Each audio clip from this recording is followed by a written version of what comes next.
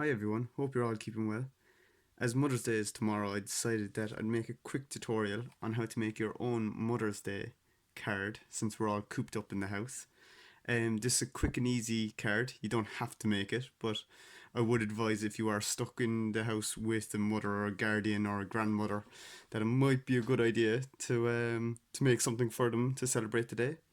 I'm going to go through what you need to make this card, and then I'll go through the process in a step by step.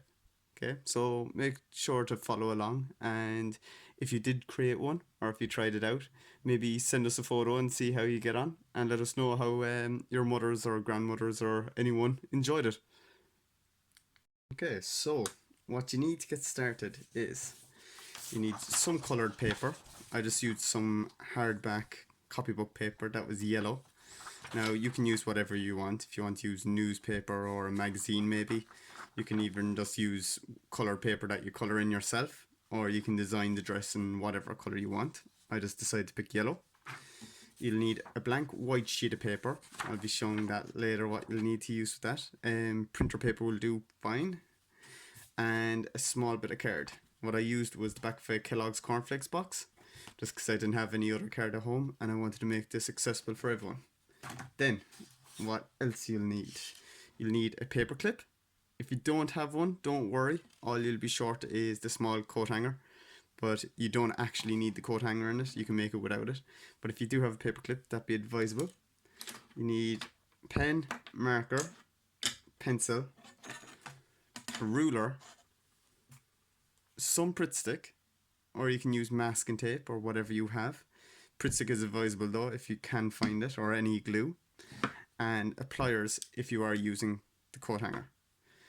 One other thing you will need that I forgot to put in here is a scissors, just to be cutting out the material.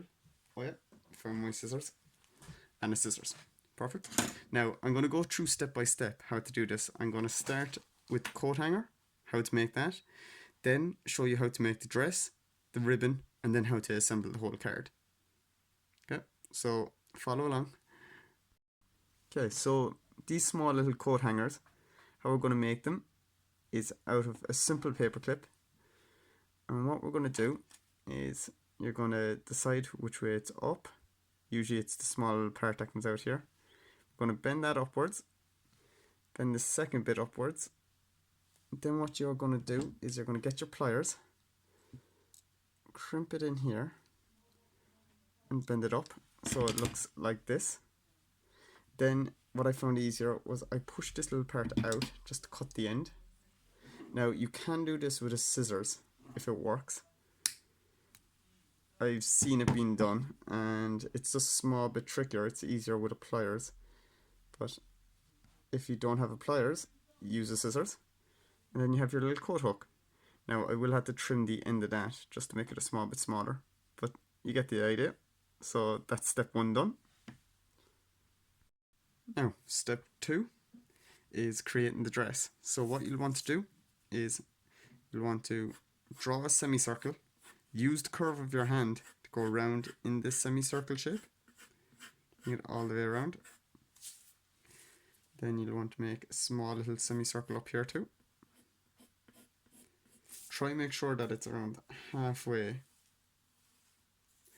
And then what you're going to do is you're going to connect both sides. So you're going to connect all your semicircles. Now what you want is you want 5 little segments like this, with a small little break in between each one. Okay, so what I did first was I started with the middle and I worked out. It's just trial and error really, so make sure you keep a rubber handy so you can rub them out. There's a small little gap in between each one, so make sure you put that in as well. Okay, so that's one. Now you can use a ruler for this if you wish, if you don't like just winging it and you like to get the lines as accurate as possible. I'll probably tidy this one up later. This is just to quickly show you.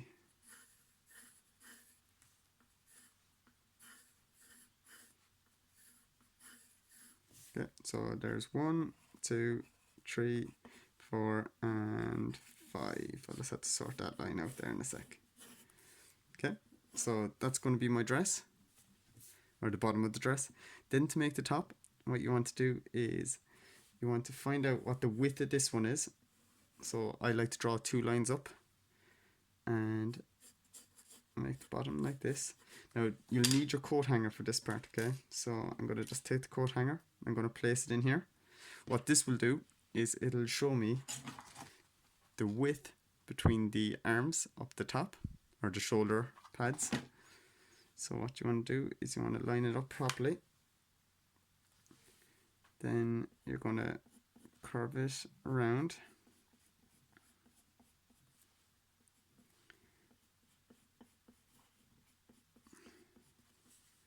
Okay, and what we're going to do is we're going to just put that up there, there, there, and there. So what I did was I marked either section, and I'm going to make a place for the neck.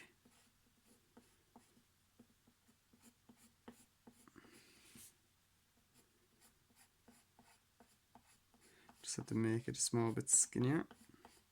Now don't worry about going back over the lines because you'll be able to cut them out later, or else you can just flip the paper upside down and there'll be none of these practice drawing lines. Okay. And that's how it should look.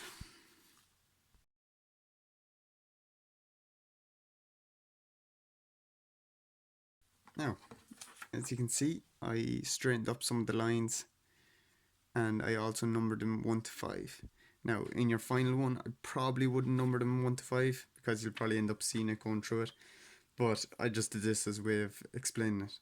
So, as you can see in my demonstration one, number 3 is in the center. So, if I hold this up here, you can see number 3 is in the center. Number 2 and number 4 are the ones that are coming outwards, and number 1 and number 5 are going inwards.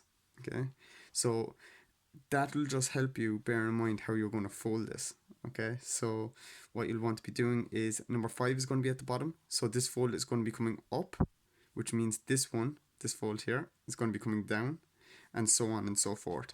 Now I'll just do this in a time lapse just to save you some time. If you are confused by it, go on to Pinterest and you'll see some other examples of how to actually fold these. It's fairly self-explanatory, but if you are struggling with it, it's just bottom, top, bottom, top, bottom.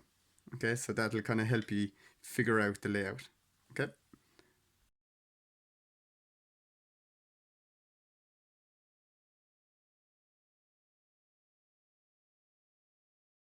So far, what we have is we have the top of the dress, the bottom of the dress, the clothes hanger. Now what we had to make is the ribbon. So what we're going to do is we're going to revert back to the paper we have, and we're going to use the lines along here to actually create the ribbon.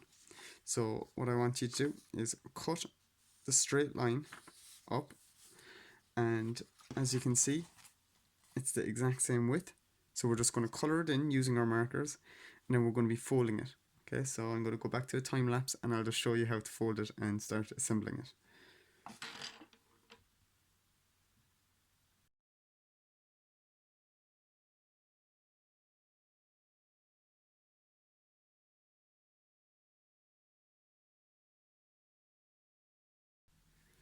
For this part, it's going to be a bit of trial and error. So I'd advise you use the width of the dress and see where the ribbon should go.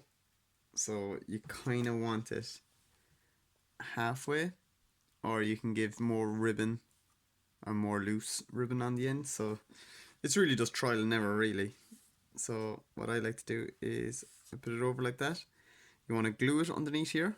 Sorry, it's kind of hard to see. Glue it underneath here. You're going to push that down in, and then you're going to do the same on the opposite side and then glue them all together. Okay?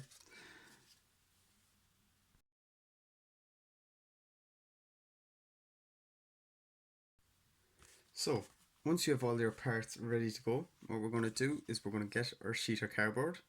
Now, obviously you don't want your mother knowing that you made her Mother's Day card out of a sheet of cardboard. So we're going to use the opposite side. Okay? So what I need you to do is if you get the ruler, you should be using like a ruler width to fold it on one side. Then what you want is you want it to fold over kind of like a book. So you're going to have a spine going along the back, and it's going to be triangular in shape like this one.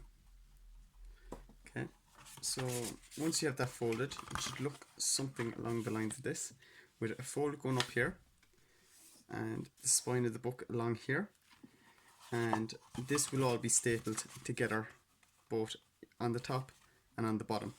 But first, what I want to do is I want to super glue down this piece of white paper on top of it to cover over the fact that it is cardboard. Now, if you do want to make this different, you can also turn this into a card and just have this paper over the front and the back, and it will make it into a full postcard that you'll have.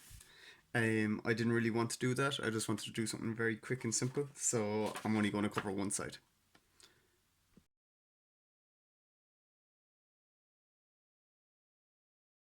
As soon as that is done, it's time to start assembling. So get all your pieces in order, and it's about time to start gluing them down. What I like to start with is a small bit of tape. You can use sellotape. This is just to get the hanger onto the actual piece, because you'll find it'll be very hard to stick with a small bit of Pritt stick. So if you get the hanger, place it up to where you want it to go and stick it down. So this is going to be your first part. You can base all the rest of it then off where the hanger goes. So as soon as that's down, it's just about gluing them all into place. What I like to do is, instead of using the part that has all the pencil parts on it, I just flip them over and you have a clean new side. And we'll see how that goes.